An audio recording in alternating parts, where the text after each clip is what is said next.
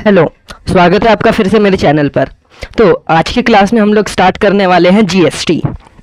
ये class 11th का काफ़ी ही मज़ेदार टॉपिक है जीएसटी और इंटरेस्टिंग है।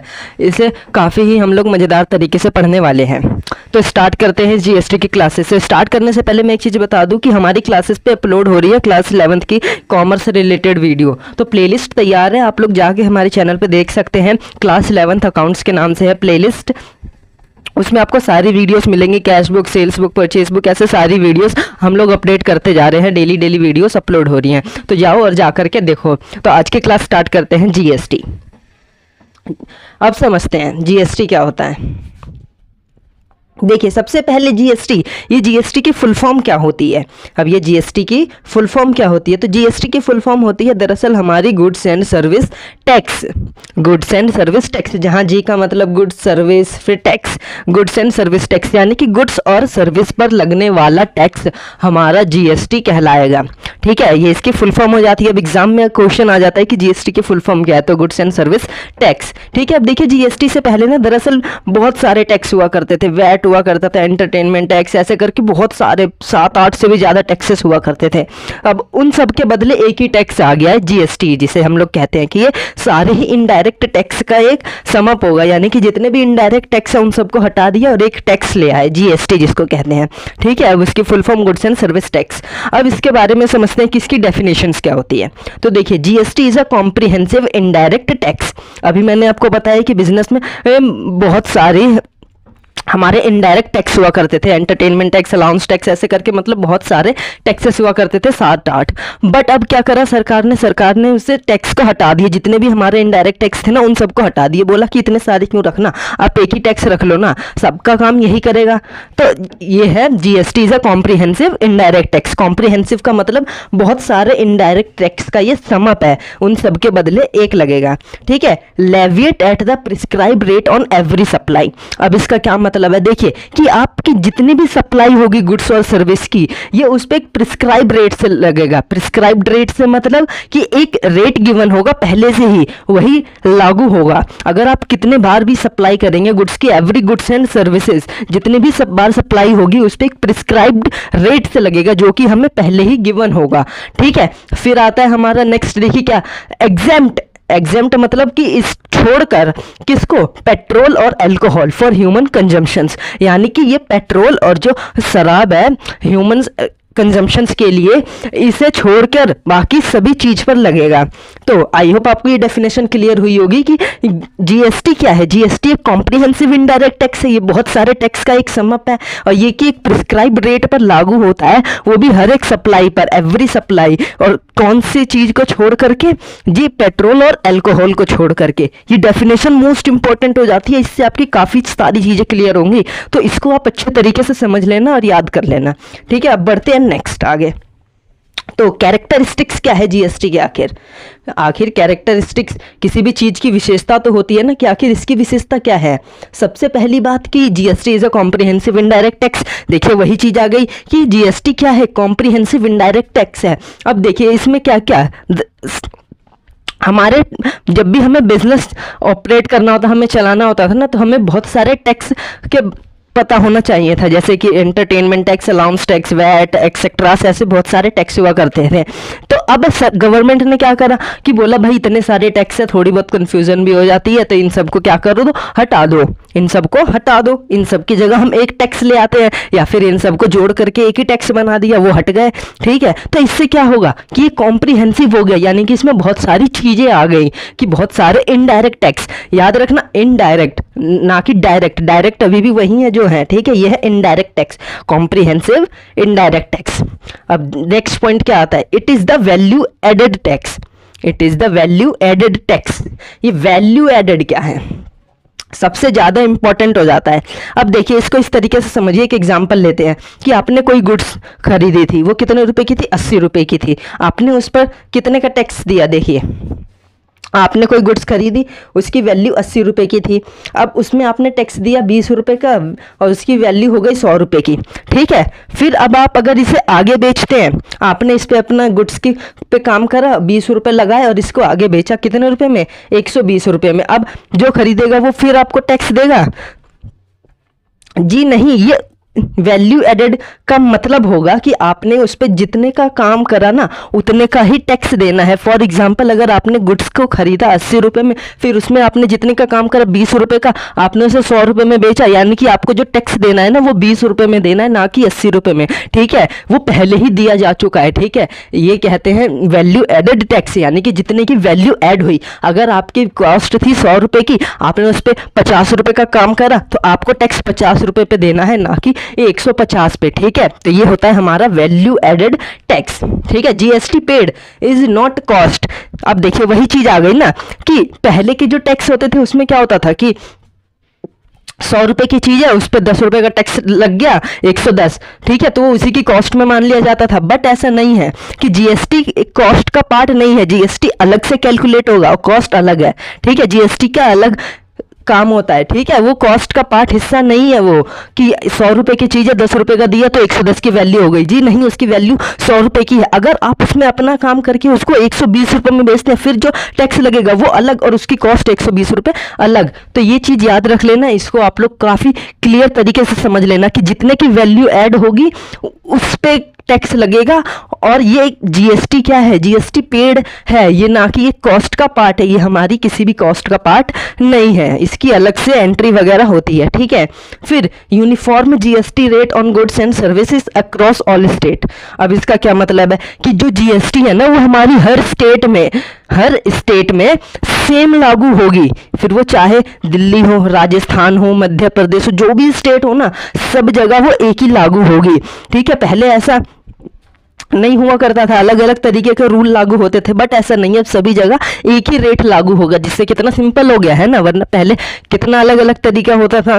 ठीक है, तो जीएसटी याद रख लेना कि ये हर स्टेट में सेम तरीके से लागू होगी एक प्रिस्क्राइब रेट से। ठीक है, तो ये तो हो गई कैरेक्टरिस्टिक्स। अब देखते हैं ऑब्जेक्टिव्स कि आखिर इस जीएसटी को लाने का उद्देश्य क्या था। अभी जो जो चीज मैंने आपको बताई ना, इससे ही आपको हल्का हल्का आइडिया मिल जाएगा। देखना, पहला पॉइंट क्या आता है, डेवलपिंग कॉमन नेशनल मार्केट।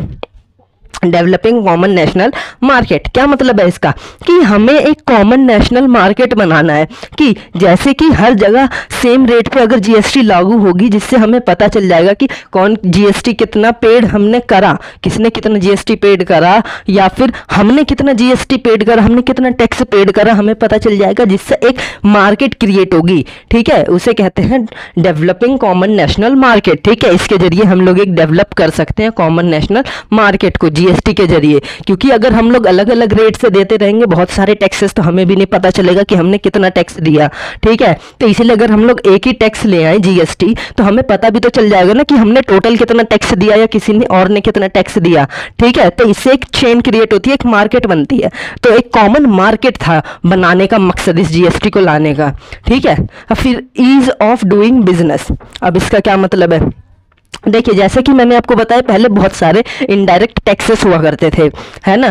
तो जब भी हमें बिजनेस चलाना था ना, तो हमें बहुत सारे टैक्सेस के लिए हमें लाइसेंस वगैरह लेना पड़ता था। तो इतने सारे लाइसेंस लेने होते थे हमें कि हमें पता भी नहीं चलता था कि ये भी लाइसेंस लेना है, वो भी लाइसेंस लेना है, बहुत सारे लाइसेंस लेने होते थे, तो हमें पता ही नहीं चल पाता था कि क्या क्या लाइसेंस लेना है।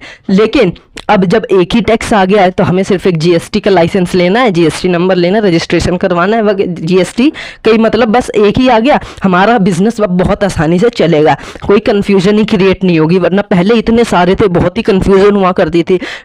ठीक है, लोगों को आइडिया नहीं मिल पाता था, तो इसलिए अब बिजनेस को चलाना आसान हो गया है। इसलिए हमें इस जीएसटी को लाने का उद्देश्य था एक और। अब नो कैस्केडिंग इफेक्ट, अब इसका क्या मतलब होता है, नो कैस्केडिंग इफेक्ट। अभी जो मैंने एक चीज आपको एग्जांपल बताया था, देखिए फिर से बताता हूँ। आपने कोई भी गुड्स को खरीदा 80 रुपए में, ठीक है, उसमें आपने टैक्स दिया कितने रुपए का, एग्जाम्पल ले रहा हूँ ये। ठीक है, आपने 80 रुपए का खरीदा, ठीक है, आपने 20 रुपए का टैक्स दिया, कॉस्ट कितने की, मतलब आपने कितने रुपए पेड करे एक्चुअल में, भाई आपने 100 रुपए पेड करे। मैं पहले की बात बता रहा हूँ, पहले क्या होता था, 100 रुपए पेड करे, ठीक है, फिर आपने इसमें 20 रुपए का काम करा, ठीक है, आपके लिए पड़ी 120 की। फिर अब आपने इस पे टैक्स दिया कितने रुपए कि भाई 12 रुपए दिया, अब ये पड़ गई 132 रुपए। कितने की पड़ गई, 132 रुपए। बट ये हुआ क्या, देखिए अगर मैं एक्चुअल में बात करूं, इसकी एक्चुअल में कॉस्ट तो थी 80 रुपए की, ठीक है, एक्चुअल में कॉस्ट थी 80 रुपये की, बट आपने क्या काम करा था, 20 रुपये का अलग से काम करा था। तो इसमें आप देखिए यहाँ पे जो ये टैक्स गिवन है, ये 20 रुपये का जो टैक्स गिवन है, ये इस कॉस्ट पे दिया जा चुका है। ठीक है, कैस्केडिंग इफेक्ट का मतलब कि जब आपने एक ही गुड्स पर एक बारी टैक्स दे चुके हैं तो दूसरी बारी आपने फिर से टैक्स दे दिया, उसी टैक्स के ऊपर टैक्स देना, ये हमारा कैस्केडिंग इफेक्ट कहलाता है। कि जब आप कोई भी गुड्स को खरीदते हैं ना, फॉर एग्जांपल मान लीजिए कि आपने गुड्स खरीदा, ठीक है, आपने टैक्स पेड किया होगा दुकान वाले को, है ना, फिर आपने उस गुड्स को बेचा किसी और को तो उसने आपको टैक्स दिया होगा।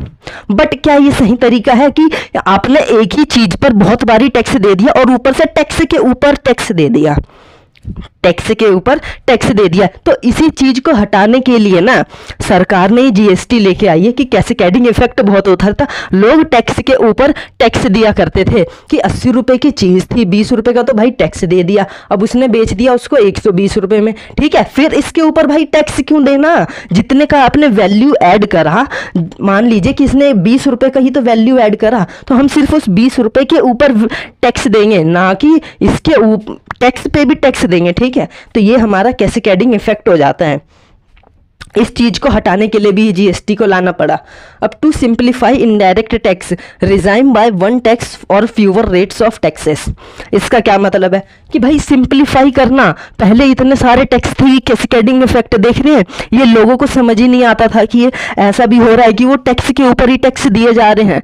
ठीक है, तो इसी चीज को हटाना पड़ा। ठीक है, और इतने सारे टैक्सेस थे, कंफ्यूजन होती थी। कोई दुकान पे अगर जाएगा तो क्या होगा, वो आपके ऊपर 10-15 टैक्स लगा देगा, आपको पता भी नहीं चलेगा। आप देखेंगे भाई लिखा है तो यानी कि होगा ये टैक्स, आपने दे दिया। ठीक है, बट ये गलत तरीका था, लेकिन अब जीएसटी की वजह से क्या हो गया, ये चीज हट गई। अब ये बहुत ही सिंप्लीफाई हो गई, लोगों को समझ में आने लगी। ठीक है, तो ये लाने का उद्देश्य था। फिर गुड्स बिकम चीपर, कि हमारे गुड्स, हमारी जो भी वस्तु हैं वो सस्ती हो गई। कैसे सस्ती हो गई? देखिए, पहले दरअसल बहुत सारे टैक्सेस थे, 10%, 7%, 6% ऐसे लगा लगा के बहुत सारे टैक्सेस हो जाते थे। तकरीबन मान लो बहुत सारे टैक्सेस लग गए, गुड्स की वैल्यू तो वैसे ही बढ़ गई। बट अब जीएसटी आने से क्या एक ही रेट गिवन है, तो गुड्स की वैल्यू कितनी हो गई, सस्ती हो गई। मान लो पहले आपके लग रहे थे 40%, 45% टैक्स लग रहे हैं, लेकिन अब कितना लग रहा है भाई, 18% लग रहा है जीएसटी टैक्स। तो अब गुड्स सस्ती हो गई। ठीक है, अब आप बोलोगे ऐसा नहीं, अभी तो गुड्स की वैल्यू बहुत ही महंगी है, बट नहीं, ऐसा नहीं है। अगर आप लोग पहले के मुकाबले अगर कंपैरिजन करोगे, जो लोग बिल्कुल टैक्स वैक्स पेड करते के गुड्स को खरीदते थे, सेल्स करते थे ना, उनसे पूछो कि आज गुड्स की वैल्यू कितनी है, सस्ती हो गई है पहले के मुकाबले। जो लोग बिना बिल के सामान को ऐसे सेल्स परचेज करते थे ना, उनके लिए तो अब महंगी हो गई होगी, बट ऐसा नहीं है। ठीक है, हमारी जीएसटी आने की वजह से गुड्स एक चीपर हो गई, सस्ती हो गई है काफी ज्यादा।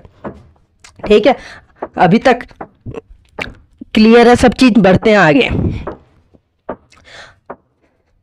ये देखिए, ये रहा आपका कैस्केडिंग इफेक्ट का एग्जांपल, इसको एक और बारी डिटेल में समझते हैं। ठीक है, देखिए, मान लीजिए आपकी गुड्स की वैल्यू थी कितनी, 80 रुपए की। ठीक है, 20 रुपए का आपने टैक्स दिया। आप गए दुकान पे, आपने बोला कि भाई मेरे को एक गुड्स चाहिए। ठीक है, उसके पास गुड्स थी वो 80 रुपए की। ठीक है, उसने टैक्स भी लगा के आपको दिया, यानी कि आपने 100 रुपए पेड करे। ठीक है, आपने उस दुकान वाले को 100 रुपए पेड करे, 80 रुपए गुड्स के और 20 रुपए टैक्स के पेड करे। ठीक है, सिंपल है, सिंपल है। फिर आपने उस गुड्स पर काम करा और आपने 120 रुपए का बेचा, आपने 120 रुपए का बेचा।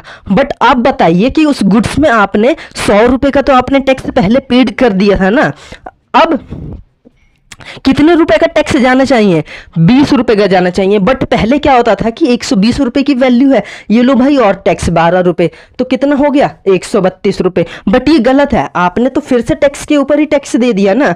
इसी को हम लोग कहते हैं कैस्केडिंग इफेक्ट। इसको हटाने के लिए जीएसटी लाया गया। अब आप कितने रुपए पे टैक्स देंगे, आप सिंपल देंगे कि जितने की वैल्यू ऐड हुई है सिर्फ उतने का टैक्स देंगे।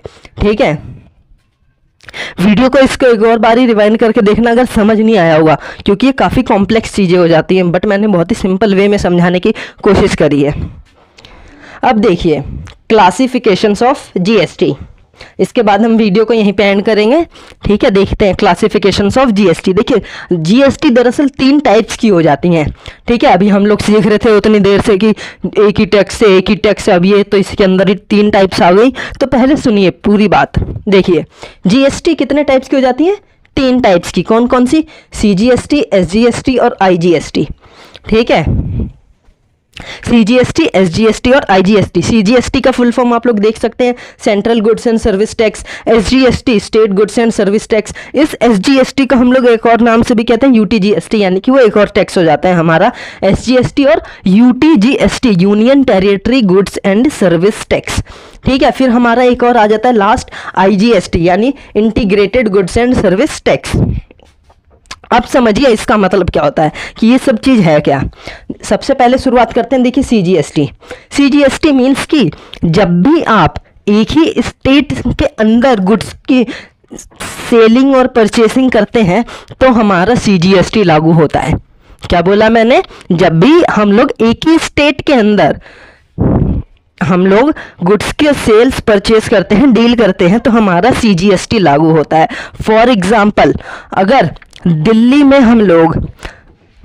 ही हम लोग गुड्स को खरीदते हैं किसी और पर्सन से, किसी और बिजनेस से दिल्ली में, तो हमारा सीजीएसटी लागू होगा। अगर हम लोग यूपी में रहते हैं तो यूपी में अगर हम लोग किसी बिजनेस से खरीदते हैं तो हमारा सीजीएसटी लागू होगा। अगर हम लोग मुंबई में रहते हैं, मुंबई में बिजनेस से किसी बिजनेस से खरीदते हैं तो हमारा सीजीएसटी लागू होगा। ऐसे ही हम लोग जिस भी स्टेट में रहते हैं उस स्टेट से अगर हम लोग बिजनेस करते हैं तो हमारा सीजीएसटी लागू होगा। सिंपल है, इसको हम लोग कहते हैं central goods and service tax. अब एसजीएसटी क्या होता है? एसजीएसटी भी वही होता है कि जब भी हम लोग एक स्टेट के अंदर ही रह के गुड्स की डीलिंग कर रहे हैं, गुड्स की सेल परचेस कर रहे हैं, तो हमारा एसजीएसटी लागू होगा। फॉर एग्जांपल, अगर हम लोग दिल्ली में हैं, अगर हम लोग दिल्ली में ही गुड्स की अगर हम लोग डीलिंग करते हैं, सेलिंग परचेस करते हैं, तो हमारा एसजीएसटी लागू होगा। वैसे ही अगर हम लोग अगर राजस्थान में है तो हम अगर उसके अंदर डीलिंग करते हैं उसी स्टेट के अंदर, तो हमारा एसजीएसटी लागू होगा। वेट, बट आप लोगों के अंदर कंफ्यूजन आ रही होगी, एक डाउट उठ रहा होगा कि जब हम लोग एक ही स्टेट में डीलिंग कर रहे हैं तो हमारा सीजीएसटी भी लागू हो रहा है और एसजीएसटी भी लागू हो रहा है, वो भी कितने परसेंट? 18%। यानी कि अगर हम लोग एक ही स्टेट में डील करते हैं तो हमारा सीजीएसटी 18% लागू होगा। ऐसे ही एसजीएसटी। बट आप लोग कहोगे ये तो बहुत ही ज़्यादा हो गया, फिर तो टैक्स बहुत ही ज़्यादा लग गया है ना। बट ऐसा नहीं है। अभी देखिए पूरी बात एक और बारी समझते हैं। अगर हम लोग एक ही स्टेट में, ठीक है, एक ही स्टेट में अगर हम लोग गुड्स को डील करते हैं, सेल और परचेस, ठीक है, मान लिया हम लोग दिल्ली में रहते हैं फॉर एग्जांपल, ठीक है, हम लोगों ने दिल्ली में ही एक बिजनेस से डील करा और हम लोगों ने गुड्स एंड सर्विस को परचेस करा, तो अब यहाँ पे हमारा जो टैक्स लगेगा ना वो 18% लगेगा। ठीक है, और सीजीएसटी और एसजीएसटी दोनों ही लगेगा। ठीक है, तो अब ये कैसे लगेगा? देखिए 18% टोटल लगना है। ठीक है, हम लोगों ने एक ही स्टेट में डील करा है, तो उस 18% के ना 2 टुकड़े हो जाएंगे। एक तो 9% हमारा सीजीएसटी लगेगा और 9% हमारा एसजीएसटी। टोटल कितना हो गया भाई? 18% लग जाएगा। सिंपल है, सिंपल है। ठीक है, अब आपको पता लगा कि ये दोनों ही क्यों लागू होते हैं, मैं बताता हूं। देखिए दरअसल अब ये जो 2 टुकड़ों में डिवाइड हुआ है ना, सीजीएसटी और एसजीएसटी, 2 टुकड़ों में, दरअसल ये जो है सीजीएसटी, इसका हिस्सा जाता है सेंट्रल गवर्नमेंट को, इसका जाता है स्टेट गवर्नमेंट को।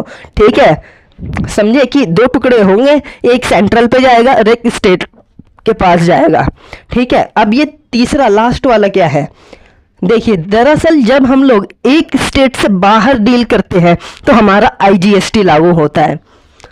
सिंपल है, जैसे कि हम लोग अगर फॉर एग्जांपल मुंबई में रहते हैं और हम लोगों ने दिल्ली से कुछ खरीदा, ठीक है, तो वहां पे हमारा कौन सा लागू होगा भाई? वहां पे हमारा आईजीएसटी लागू होगा, वो भी पूरा 18%। ठीक है, पूरा 18%।